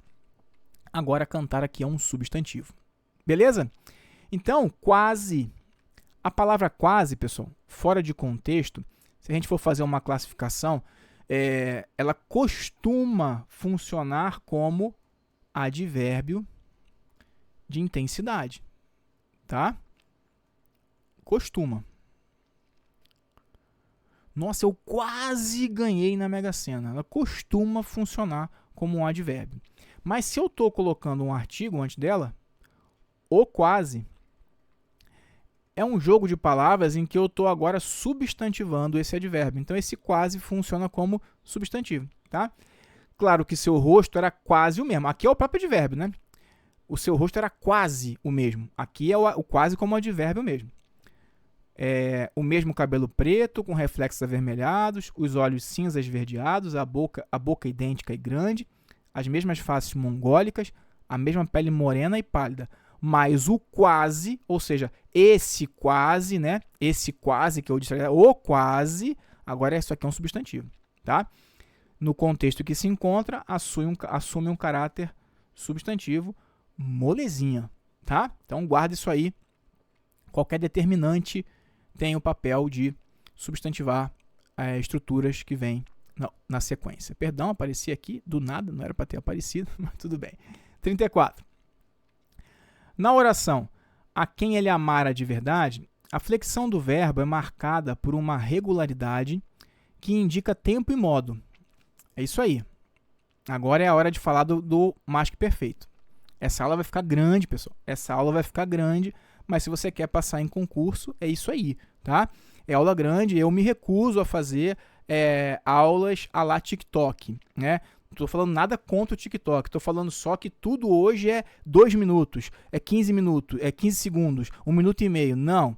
Né? Quem quer passar em concurso é bunda na cadeira, assistir a aula. Ah, mas a aula teve 2 horas. Beleza, dá uma pausa, toma um café, lava o rosto, faz um carinho no gato, um carinho no cremoso, na cremosa, come uma paçoquinha, pega mais um café, um chocolate e volta. Tá? É isso aí. É tempo de bunda na cadeira e de leitura. E exercícios. Vamos embora. Na oração a quem ele amara de verdade. Pessoal, desinência modo temporal do pretérito mais que perfeito. Primeiro vamos falar da desinência. Seja na primeira conjugação, na segunda conjugação ou na terceira conjugação, não importa. Se for o pretérito mais que perfeito, a desinência modo temporal é rá. Mas é o rá fraco, átono. Porque o rá forte, tônico, o que faz parte da sílaba tônica, é o futuro do presente. Então, ela assumirá o cargo, né? É claro que o urá também vai ter uma variação para re, em alguns casos, tudo bem? Então, ela assumirá, nós assumiremos, eles assumirão, tem urão também às vezes, enfim. Mas urá, quando a sílaba tônica está no urá, aí, né? Ela é o futuro do presente. Mas quando é o urá átono, ou ure átono, é o pretérito mais que perfeito. Amara, quisera, fora. Então vejam que ela não é a sílaba tônica, não é o urá na sílaba tônica. Tá? Então o urá átono é a desinência modo temporal do pretérito mais que perfeito. Tá? Primeira informação que eu queria dar. Segunda informação. A gente usa o pretérito mais que perfeito simples, que é esse caso aqui, ó, amara. Normalmente a gente não usa no dia a dia, falando. A gente lê muito isso aqui em livro, em romance, né? Ele chegara, ele fizera, ele fora, né? Mas no dia a dia você não ouve ninguém aí pela rua falando, nem em contextos formais, o pretérito mais que perfeito. A gente usa, na verdade, o pretérito mais que perfeito composto, no lugar do pretérito mais que perfeito simples. E eles, pessoal, pode levar isso para a prova, que isso pode te ajudar. Você pode tranquilamente trocar o pretérito mais que perfeito simples pelo pretérito mais que perfeito composto. Eles vão ter o mesmo sentido. Não vai mudar nada no sentido deles, tá? Então, amara, ele amara, é sinônimo de... Como é que eu formo o pretérito mais que perfeito composto do indicativo? Conjugo o verbo ter ou o verbo haver no pretérito imperfeito, mais o verbo principal no particípio. Traduzindo, né, ficaria assim: amara é sinônimo de havia amado. Diogo, mas eu não falo assim não. Se não fala assim, você com certeza fala assim, ó: tinha amado. Não é isso? Diogo, ele fizera é sinônimo de havia feito e tinha feito. Tudo bem? Diogo, ele fora é sinônimo de havia sido e tinha sido. Diogo, ele partira é sinônimo de havia partido e tinha partido. E se a gente for estabelecer uma ordem, né, do que a gente costuma usar mais no dia a dia, essa aqui é a primeira, né? Tinha amado é muito mais recorrente do que havia amado, que é muito mais recorrente do que amara, né? Isso na linguagem oral, do dia a dia. Tudo bem? Tranquilo até aqui? Agora eu vou ter a terceira informação, que é a informação com a linha do tempo, que nem eu fiz com o futuro do pretérito. Vamos lá. Linha do tempo. Tá aqui. Maravilha. Linha do tempo ficou um pouquinho torta, mas tudo bem. Vou botar aqui, né? Vamos supor que agora sejam as mesmas 15 horas. Vou botar aqui as mesmas 8 horas. Vou botar aqui as 11 horas também, né? Mesmos horários aí, tá? Então, vamos pensar aqui, pessoal. Às 8 horas hoje, eu tomei meu café. Esse aqui é o mesmo dia, x de 2024. 8 horas hoje, 8 horas da manhã do dia de hoje, eu tomei meu café. E às 11 horas eu recebi uma encomenda. Na verdade, uma encomenda, né? O carteiro. Carteiro passou aqui na minha casa. Tá bom? Então, um de vocês aí, né? depois do concurso, né, passou aqui na minha casa para me entregar uma encomenda, um livro que eu comprei. Tudo bem? Então, vamos supor que agora, então vejam que agora são 15 horas, quase o mesmo exercício que a gente fez anteriormente com o futuro do pretérito. Agora são 15 horas, pessoal. 8 horas da manhã em relação às 15 é passado? É, Diogo. E 11? Também.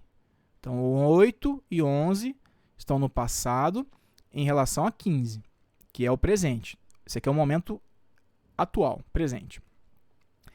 Mas se for olhar, quem está mais no passado? Quem está mais no passado é 8. Né? 11 está no passado, mas 8 está mais no passado ainda. Beleza?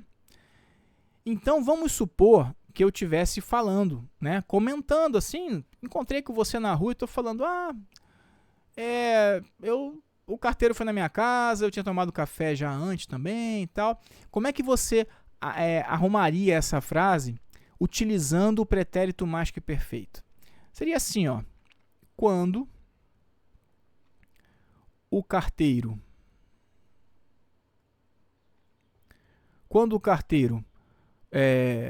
tocou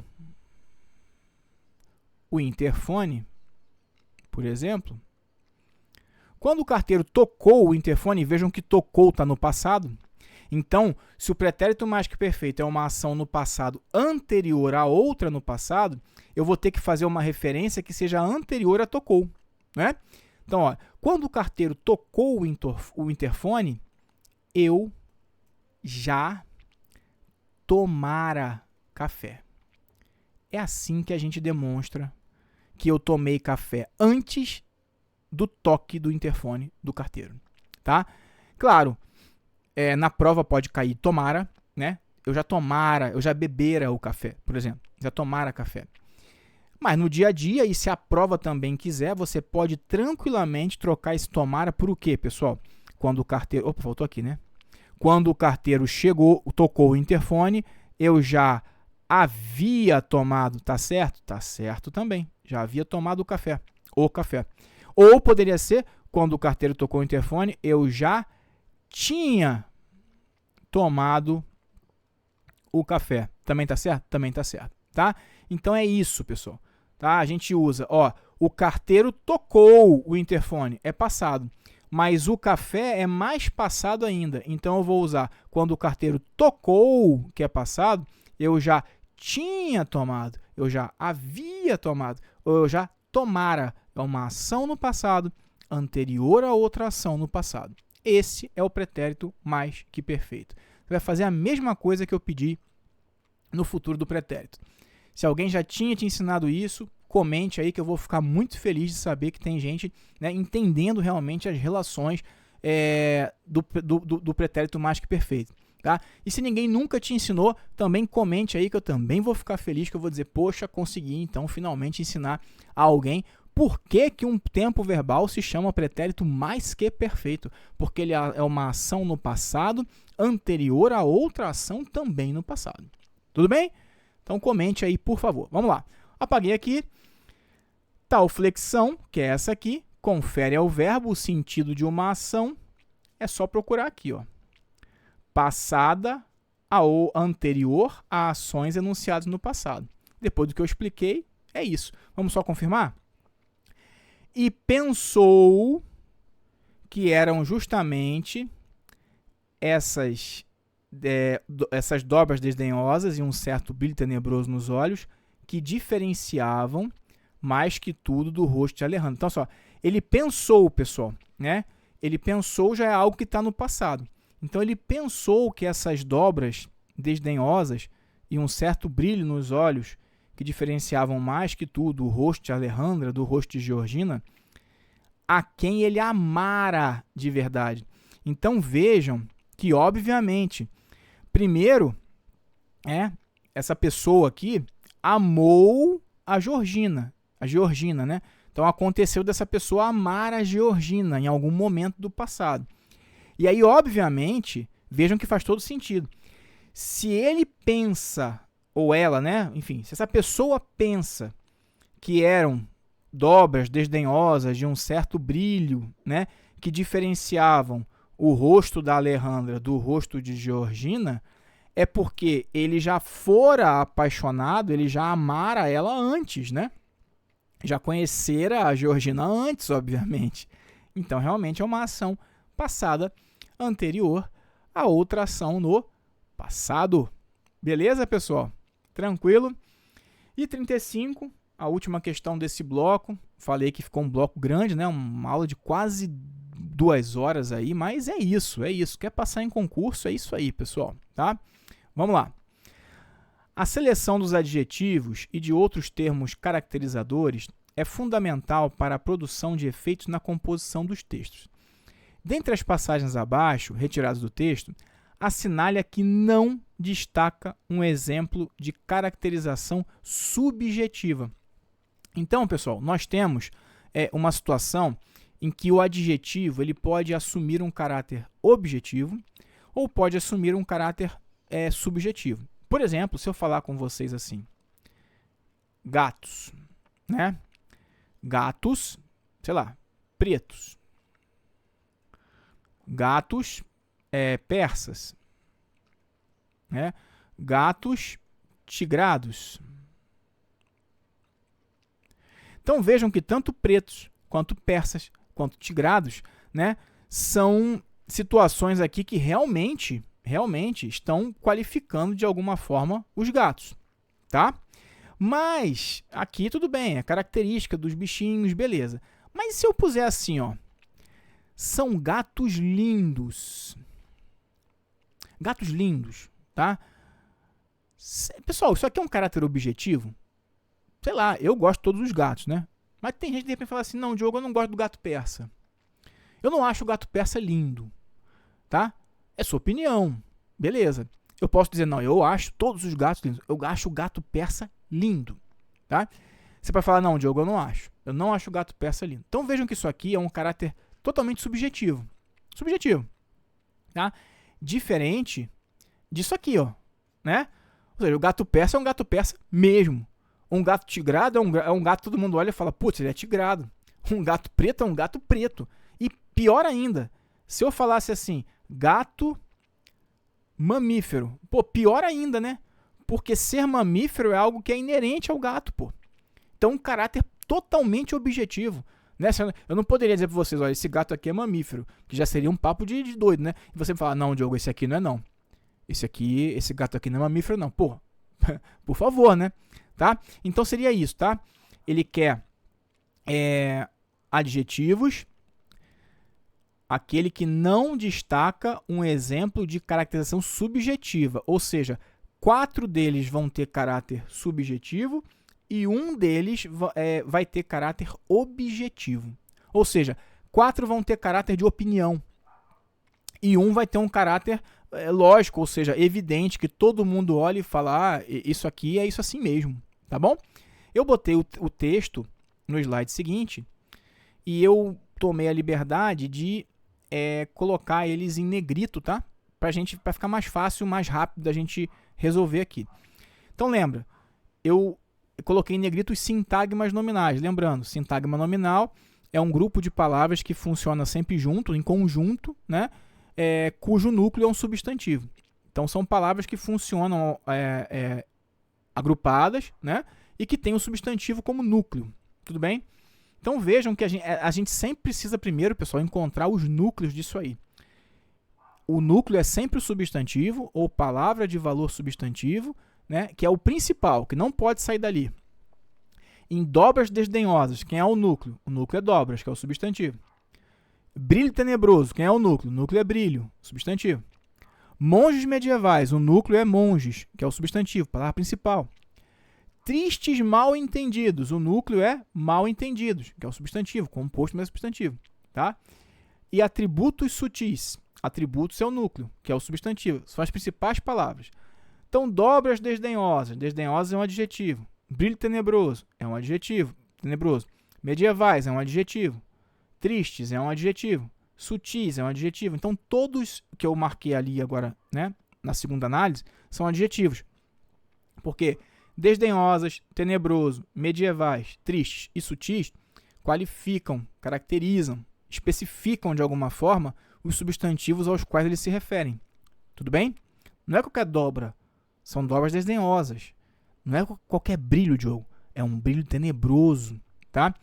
Agora a gente só vai ter que olhar para cá, fica muito tranquilo. A despeito de serem todos adjetivos, 4 têm caráter subjetivo, ou seja, são características que o autor ou a autora está dando. E um não, um tem um caráter objetivo. É aquilo ali para mim, é aquilo para você, tá? Então, ó, pensou que eram justamente essas dobras desdenhosas. Pô, se ele fala, são dobras desdenhosas, eu posso achar que não, né? Isso aqui é um caráter subjetivo. Ele achou as dobras do rosto daquela pessoa desdenhosas, estão desdenhando de mim. E outro pode achar que não. Um brilho tenebroso, isso aqui é um caráter subjetivo também. Olha, aquele brilho nos olhos dela é tenebroso. Eu posso achar que não, né? Tristes mal entendidos. Ó, tristes né? Ou seja, a minha opinião. Poxa, tristemente um mal entendido. Triste mal entendido, poderia dizer, um mal entendido qualquer. Não quer dizer que seja triste. Atributos sutis, né? Ou seja, uma característica que ele diz que esses atributos são sutis. Eu poderia dizer, não são sutis não, cara. Não são tão sutis assim não, né? Agora, quando você fala a Alejandra era a mãe de Alejandra que buscava, como esses monges medievais que tentavam decifrar o texto primitivo debaixo das restaurações, debaixo das palavras apagadas e substituídas. Aqui, pessoal, ele está falando de monges medievais mesmo. Ele está falando que são monges medievais que ficavam tentando decifrar textos debaixo de restaurações. Então, se você olha um monge, uma pintura de um monge medieval, você me fala, Diogo, olha ali. Ali tem um monge medieval. Eu não posso falar, não é não. Ali não sei, é um guerreiro, né? Ou seja, não é subjetivo. Eu vou olhar e vou falar, realmente, cara, é um monge medieval. E você fala, é um monge medieval. Então, monge medieval, o adjetivo medieval aqui, medievais, né? Que acompanha o substantivo monges, ele, na verdade, tem caráter objetivo. Como a questão pediu, né? Dentre as passagens abaixo, retirada do texto, assinale que não destaca um exemplo de caracterização subjetiva, ele quer justamente a objetiva. Então, monges medievais. Está aqui, essa é a resposta. Beleza, pessoal? Então, ó, eu, sinceramente, espero que tenha sido uma aula muito boa para você. Se foi, deixa aí um comentário. Os comentários sempre ajudam, tá? De preferência sempre com respeito. Eu sempre falo isso e, por sinal, essa semana veio aí um comentário, né? Enfim, no próximo bloco, né, na próxima aula, eu vou mostrar uma questão que vai ser muito importante para eu elucidar um caso, tá? Que pode fazer com que, de repente, se alguém ainda pensa em fazer um comentário como aquele que eu li, vai deixar de fazer, porque não é bem assim, tá? Mas vai ficar para a próxima aula. Por enquanto, desfrute aí o nosso curso. Um abraço, tudo de bom, beijo, tchau, tchau.